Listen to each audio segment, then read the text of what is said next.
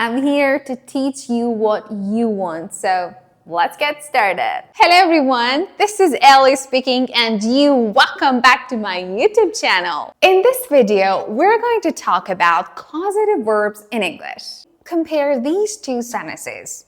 I fixed my car. I did it myself. I had my car fixed.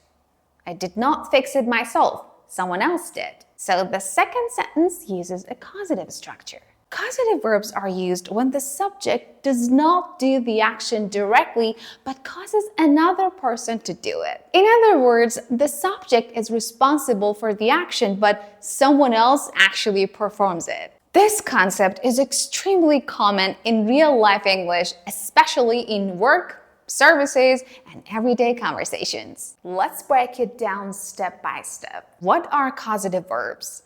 A causative verb shows that one person or thing makes, lets, asks, or convinces another person to do something. In everyday English, there are four main causative verbs you must know: make, let, have, and get. Each one has a slightly different meaning and feeling.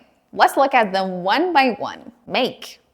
Make means to force someone to do something. It often implies no choice. Structure, make, object, base verb.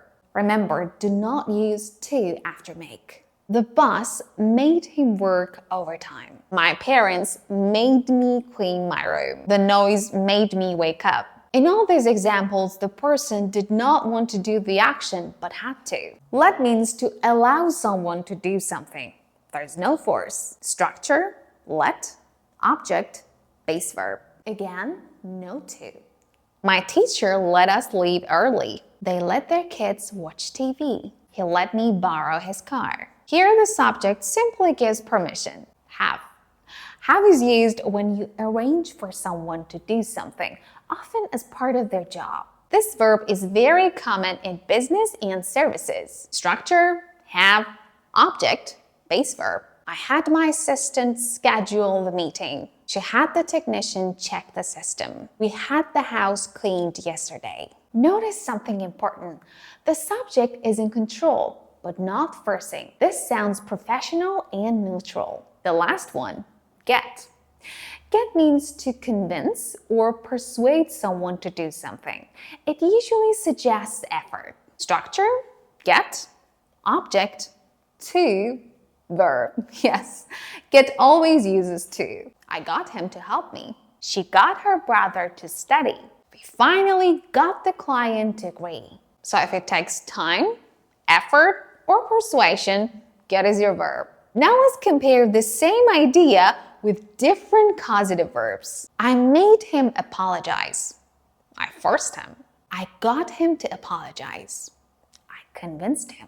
I let him apologize. I allowed him. I had him apologize. I requested or arranged it. Same action, very different meanings. Causative verbs are extremely common in passive forms, especially with services. Structure, get or have, object, past participle. I had my car repaired. She got her hair cut. They had the house painted. This structure is used when you don't care who did the action or the action is done as a service. You'll hear this constantly in real English. Everybody, common mistakes to avoid. He made me to cry. He made me cry. I got him fix the problem. I got him to fix the problem. She let me to go. She let me go. Small grammar details, big differences. Now it's practice time, everybody. Complete these sentences using make, let, have, or get. Write your answers in the comments. I'll check and correct them for you. See you in the next video, everyone. Take care.